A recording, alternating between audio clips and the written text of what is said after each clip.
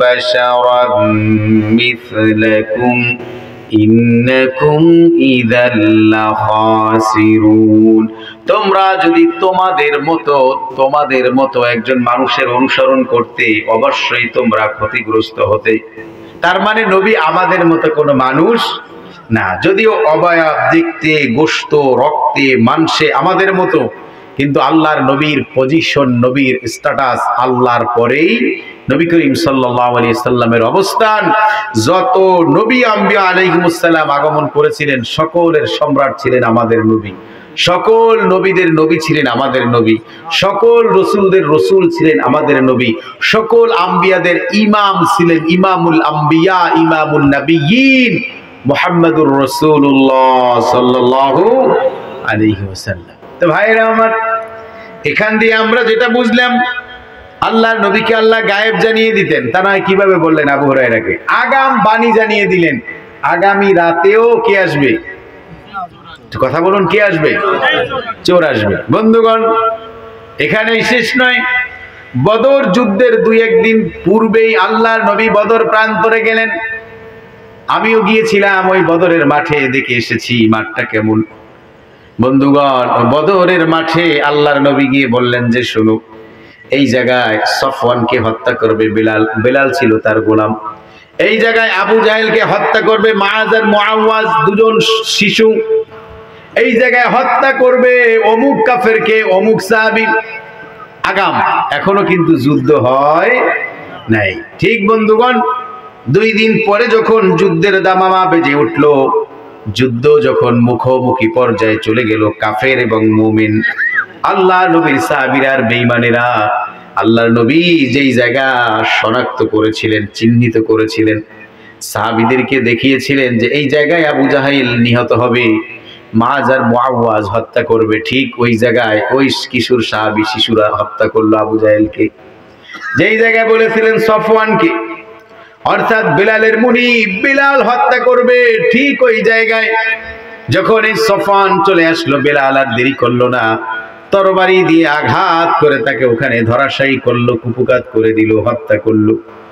আল্লাহর নবী যদি গায়েব আল্লাহ না জানাতেন, আল্লাহর নবী এইভাবে ভবিষ্যৎবাণী দিতে পারতেন না। এজন্য আমরা বলবো আল্লাহ রাব্বুল আলামিন নবীকে গায়েব জানাতেন, নবীকে গায়েব জানাতেন। বন্ধুগণ, গায়েবের চাবি কার কাছে? আসুন দেখি কোরআন কি বলে। وعنده مفاتيح الغيب لا يعلمها إلا هو ويعلم ما في البر والبحر وما تسقط من ورقة إلا يعلمها ولا حبة في ظلمات الأرض।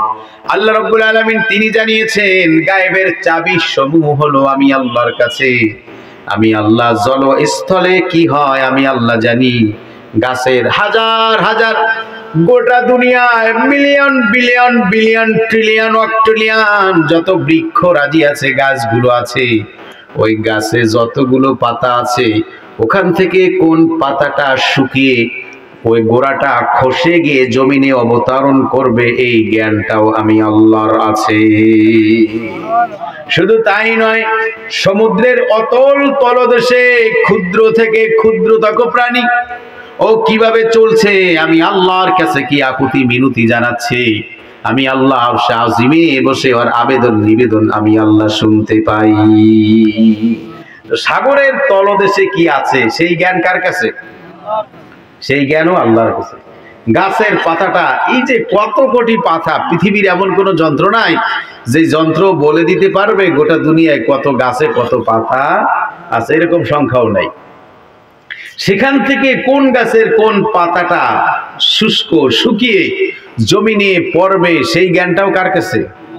আল্লাহ রাব্বুল আলামিনের কাছে এই জ্ঞানটা আছে। তো বন্ধুগণ, আল্লাহর নবীকে আল্লাহ রাব্বুল আলামিন গায়েব জানাতেন বলেই তিনি জানতেন, জানিয়ে দিতেন। এবার অন্যদিকে আসি, কোরআনুল কারীম এই ব্যাপারে বলে নবী যদি নিজের থেকে গায়েব জানতেন তবে শুধু তিনি কল্যাণ, আর কল্যাণ তিনি পছন্দ করতেন, বেছে নিতেন। আল্লাহ রাব্বুল আলামিন জানিয়েছেন, قُل لَّا أَمْلِكُ لِنَفْسِي نَفْعًا وَلَا ضَرًّا إِلَّا مَا شَاءَ اللَّهُ وَلَوْ كُنتُ أَعْلَمُ الْغَيْبَ لَاسْتَكْثَرْتُ مِنَ الْخَيْرِ।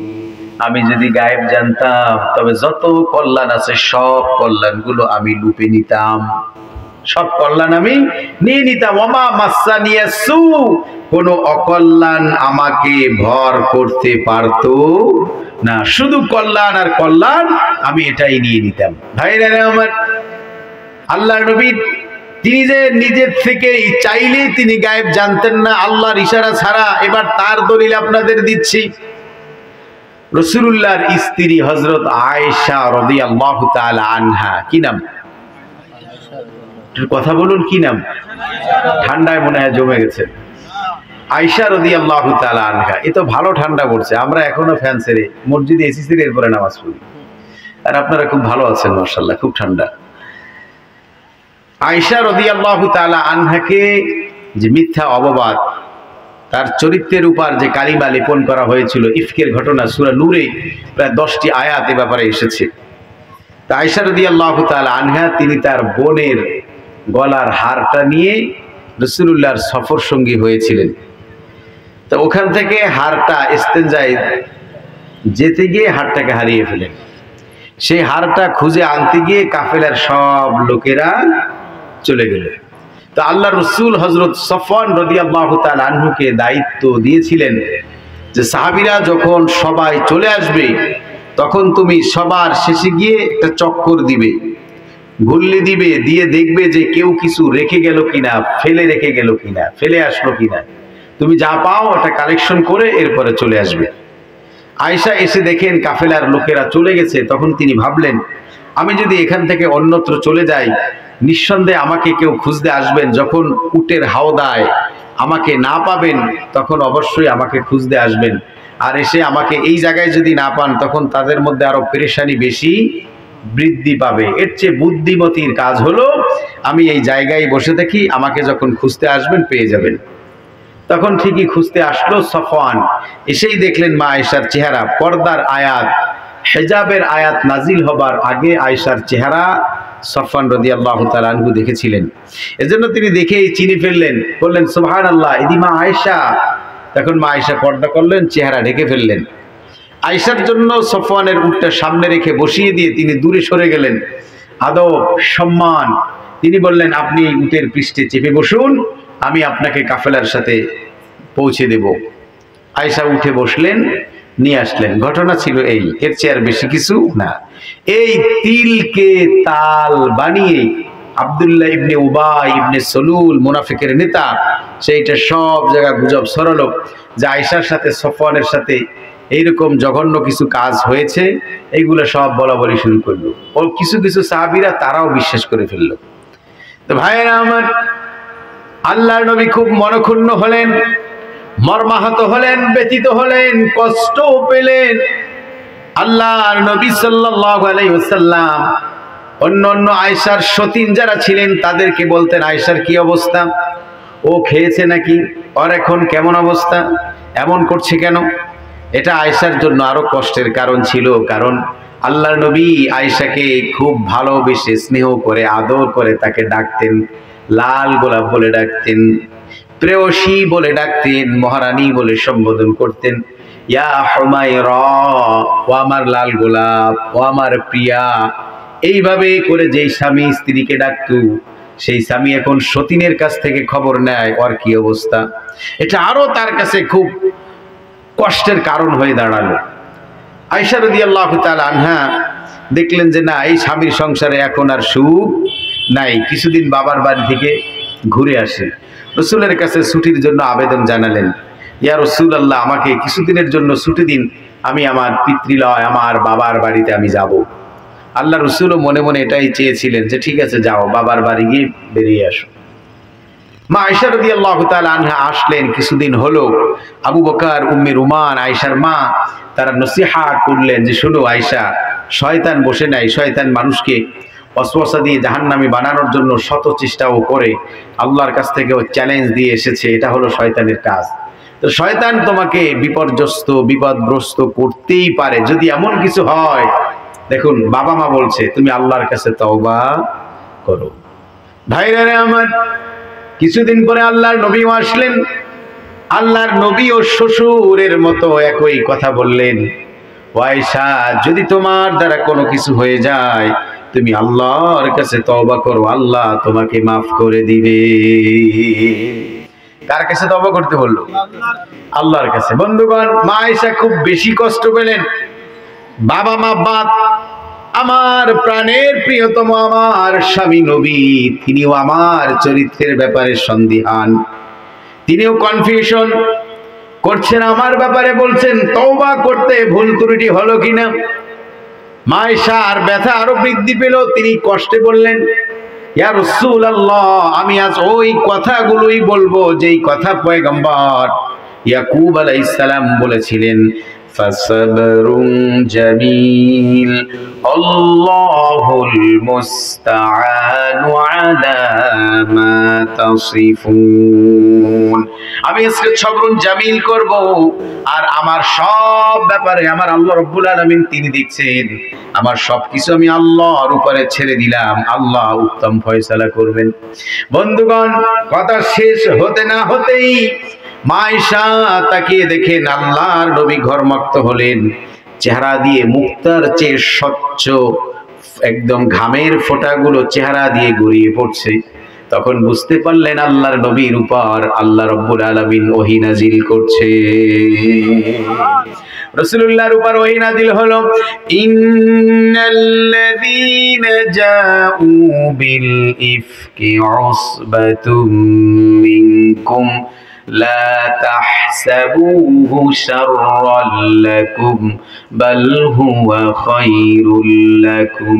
আল্লাহ রাব্বুল আলামিন এই ইফকের ঘটনা এখান থেকে প্রায় 10টি আয়াত নাজিল করে ডিটেইলস আল্লাহ জানিয়ে দিলেন। কিছু মুমিন সাহাবীদেরকে আল্লাহ তিরস্কার করলেন, ধমক দিলেন, শাসন করলেন, তোমরা শোনার সাথে সাথেই কেন এটা বিশ্বাস করলে? তোমাদের তো বিশ্বাস করা তার ঠিক হয়নি, তোমরা এই কাজটি ঠিক করনি। বন্ধুগণ, ঘটনা অনেক লম্বা। আবু বকর রাদিয়াল্লাহু তাআলা এবার আয়েশাকে বলছেন, ও আয়েশা, তুমি তোমার স্বামী নবীকে ধন্যবাদ জানাও। আয়েশা অভিমানের ভাষায় তিনি বললেন, ওনাকে আমি কিসের ধন্যবাদ দেব? কাকে? আপনারা আছেন তো আমার সাথে? কাকে ধন্যবাদ দিতে চান? রাজি না। রসুলকে। রসুল আয়েশার কি হতেন? স্বামী স্ত্রী যা হয় দাম্পত্য জীবন ঠিক সেরকমই। আয়েশা এরকমই করতেন। একদিন আয়েশা রাদিয়াল্লাহু তাআলা আনহা একজন আনসারী মহিলা সাহাবী, তার সামনেই রসুলের বুকের উপরে এমন এক থাপ্পড় কষে দিলেন। আনসারী সাহাবী খুব কষ্ট পেলেন যে আমার সামনে রসুলকে এইভাবে মারলো। তখন আল্লাহ রসুল হেসে দিয়ে বললেন যে শুনো, আয়েশা মাঝে মধ্যে এর চেয়েও ভালো কষণি দেয় আমারে। এটা হলো স্বামী স্ত্রীর ব্যাপার, এটা ভালোবাসার জায়গা। তো ভাইরা আমার, আয়েশা রাদিয়াল্লাহু তাআলা আনহা বললেন, ওনাকে আমি কিসের ধন্যবাদ দেব? আমি ধন্যবাদ দেব আমার ওই আল্লাহ, যে আল্লাহ আমার সতীত্বের সার্টিফিকেট দিয়েছেন, আমার ব্যাপারে আয়াত নাজিল করেছেন। আমি আমার ওই আল্লাহ, সেই মাবুদকে আমি ধন্যবাদ জানাই। এই ঘটনা দিয়ে কি বুঝলাম? রসুল যদি নিজের থেকেই গায়েব জানতেন, মা আয়েশাকে নসিহাত করতেন না, এই কথাগুলো বলতেন না, আয়েশা রে ভুল ত্রুটি মানুষই করে, কিছু যদি হয়ে যায় তওবা করো। তো রসুল জানলে আর এই কথাগুলো বলতেন? রসুল জানলে মা আয়েশাকে বাবার বাড়ি পাঠিয়ে দিতেন? রসুল জানলে মা আয়েশার সাথে অতীত জীবনের মতো আচরণ ভুলে গিয়ে এইরকম আচরণ করতেন? তার মানে রসুল নিজের ইচ্ছায় ওইভাবে করে গায়েব জানেন না। আবার জানেন না বলেও তিনি আমাদের মতো না, যে আমরা যেমন জানি না রসুলও বুঝি তেমন, এমনটিও বলার, ধারণা করার, আকীদা পোষণ করার কোনো অবকাশ নাই। তো ভাইরা আমার, এই হলো গায়েব। এবার আরেকটু সামনে আগাই। গায়েবের ব্যাপক আলোচনা ছিল, এদিকে আর প্রবেশ করলাম না। দ্বিতীয় যে বৈশিষ্ট্য, দ্বিতীয় যে গুণ, সেদিকে চলে যাই। আল্লাহ রাব্বুল আলামিন এরপরে বলেছেন সফল কোন বান্দারা? 1 নাম্বার, যারা গায়েবের প্রতি কি রাখে? যারা গায়েবের প্রতি কি রাখে? বিশ্বাস রাখে। গায়েবের প্রতি যাদের ঈমান আছে তারা হলো সফল। তারা হলো কি? তারা হলো কি? সফল। এখন এই সফল, সফল কি আমরা দুনিয়ায় হব নাকি পরকালে হব বলেন তো? দুনিয়ায় কি কেউ সফল হতে পারে? আমরা সফলতার কিছু মানদণ্ড, কিছু মাপকাঠি আমরা নিজেদের মতো করে বুঝে থাকি। কিরকম? আমার 8-10টা বাড়ি থাকবে, জাগতিকভাবে আমি খুব সম্মানিত হব, আমাকে মানুষ জমিদার বলে ডাকবে, আমাকে মানুষ বড় সাহেব বলে ডাকবে, আমার সেটের ছেলেগুলো ছোট ভাইগুলোকে মেজো সাহেব, সেজো সাহেব, ছোট সাহেব এরকম বলে ডাকবে। আমি রাস্তা দিয়ে বের হলে মানুষ আমাকে সালাম দিবে, ভয়ে হোক, আতঙ্কে হোক, সম্মানে হোক। আমি যখন বাজারে যাব বড় মাছটা আমার ব্যাগেই ঢুকিয়ে দিবে, টাকা দাবি করবে না।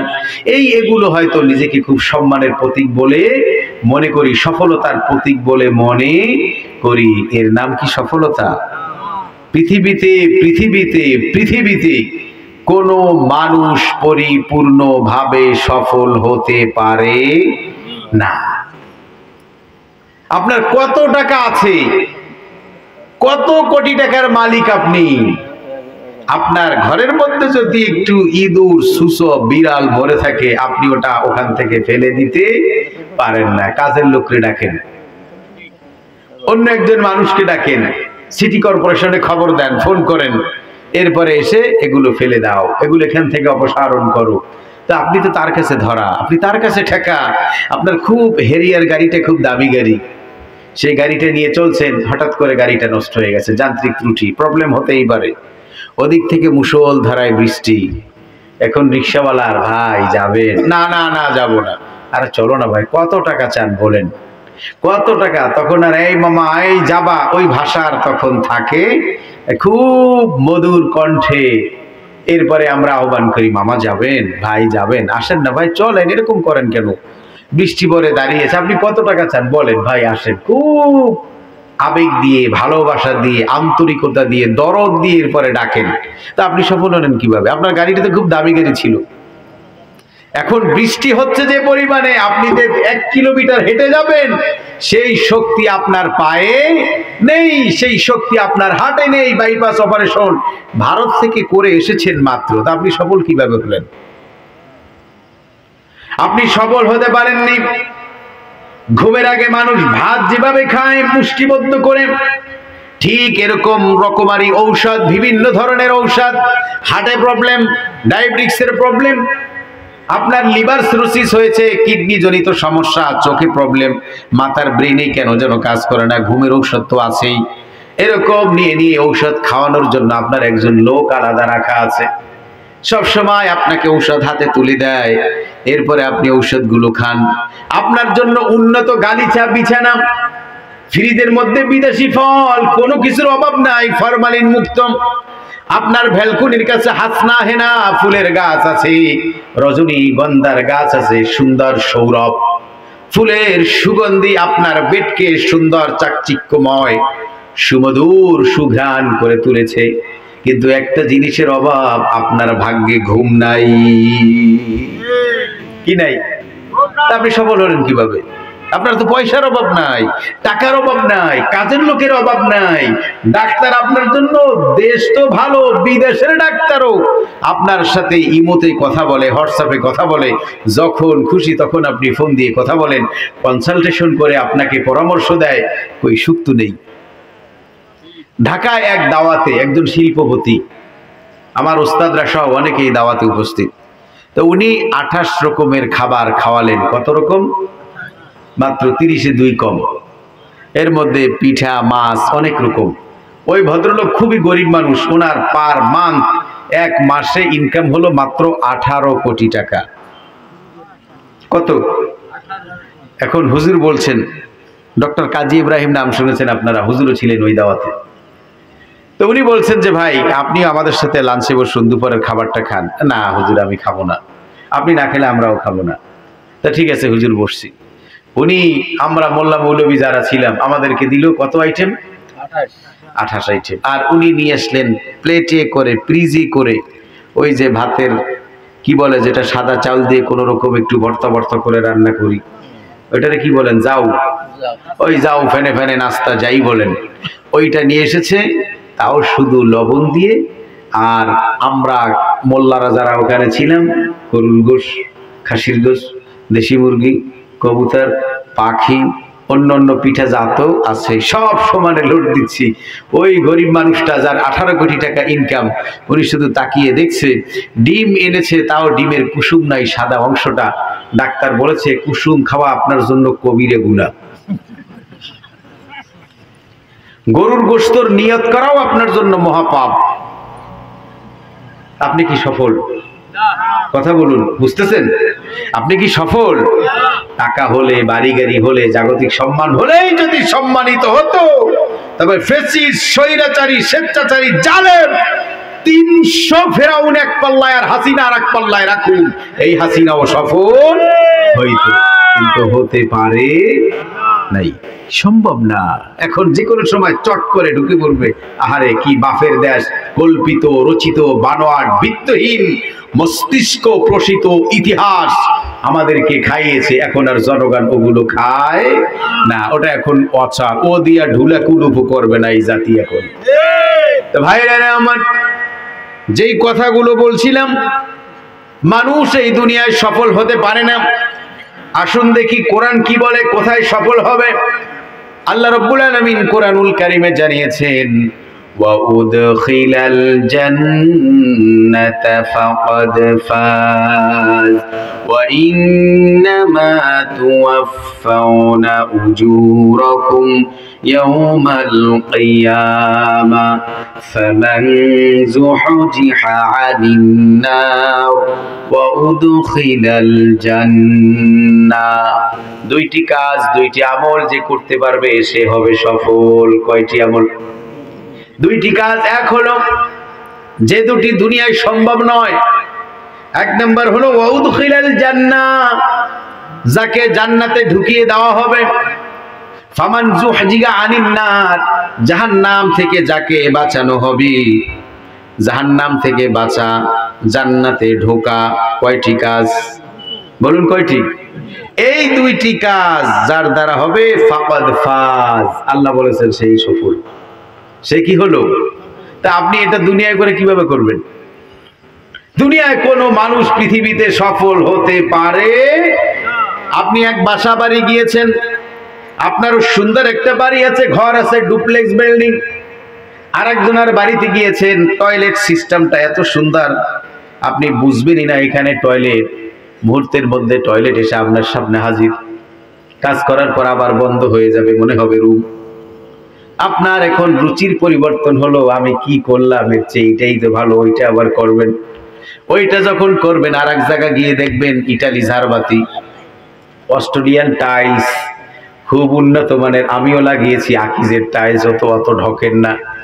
এখন ওইটাকে চেঞ্জ করে আবার ওইটা লাগাবেন, আবার এর চেয়ে আরো উন্নত দেখবেন। পৃথিবীতে কোনো মানুষ সফল হতে পারে না।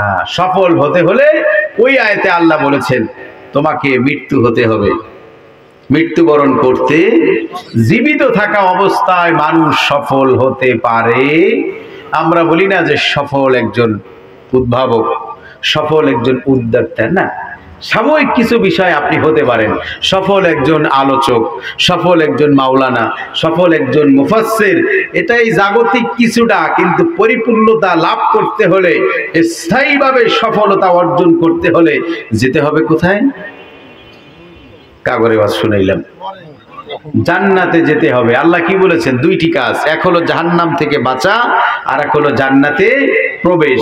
এই দুইটি কাজ যে করতে পারবে, আল্লাহ এই নেয়ামত দুটো যাকে দান করবেন, সেই কি হবে? সফল হবে। এছাড়া সফল হওয়ার কোনো সুযোগ নাই। তো বন্ধুগণ, আসুন, আল্লাহ এখানে আরো কিছু বৈশিষ্ট্য দিয়েছেন।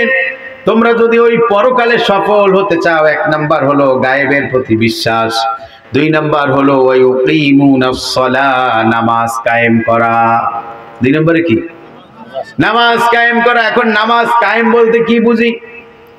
বন্ধুগণ, ব্যাপক আলোচনা, একটু একটু করে বলে যায়। নামাজ কায়েমের জন্য কিছু কন্ডিশন আছে, শর্ত আছে। এক নাম্বার, নামাজ কায়েম করা মানে হলো নামাজের প্রতি গুরুত্ব দেয়া। নামাজের প্রতি কি দেওয়া? নামাজের আমাদের গুরুত্ব নাই। আমাদের এত গুরুত্ব, ফজরে দেখবেন 5 জন মুসল্লি,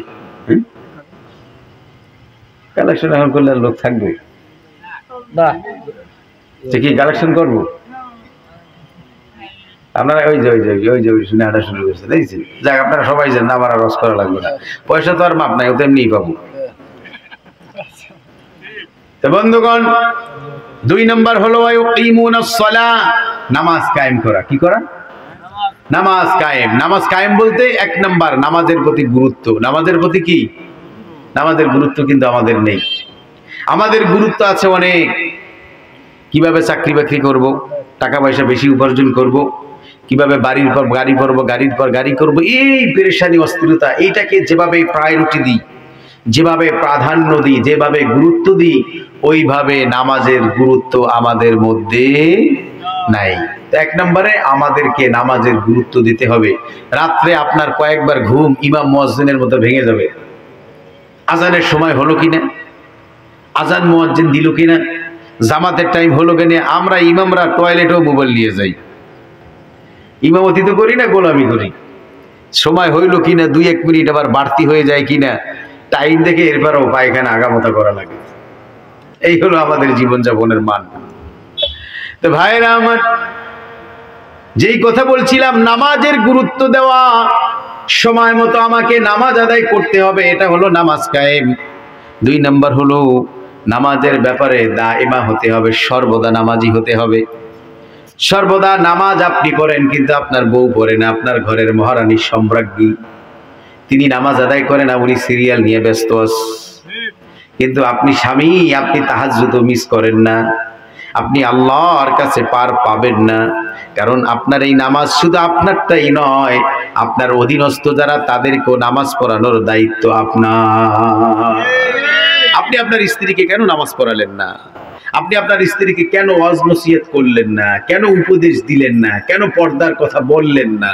আল্লাহ এই ব্যাপারে আপনাকে অবশ্যই তলব করবেন, আল্লাহ আপনাকে অবশ্যই জিজ্ঞেস করবেন, আপনি জিজ্ঞাসিত হবেন। তো দাইমা নামাজ পড়া। 2 নম্বর হলো নামাজ কায়েমের প্রথম হলো এইগুলো মনে রাখবেন। 1 নম্বর নামাজকে গুরুত্ব দেওয়া। নামাজকে কি দেওয়া? গুরুত্ব দেওয়া। সাহাবীরা যেভাবে গুরুত্ব দিতেন, এইভাবে হাতুড় তুলেছেন, আঘাত করবেন, বাড়ি দিবেন, এই মধ্যেই কর্ণকুহুরে আজানের ধ্বনি ভেসে গিয়েছে, আস্তে হাতুড়টা রেখে দিয়ে মসজিদে চলে এসেছেন, বাস, আর কোনো কাজ নেই। 2 নম্বর হলো দাইমা হওয়া, মানে সর্বদা নামাজ আদায় করতে হবে। 2 আর 2 যোগ করলে 5 হয়, কেমন? ও 4 হয়।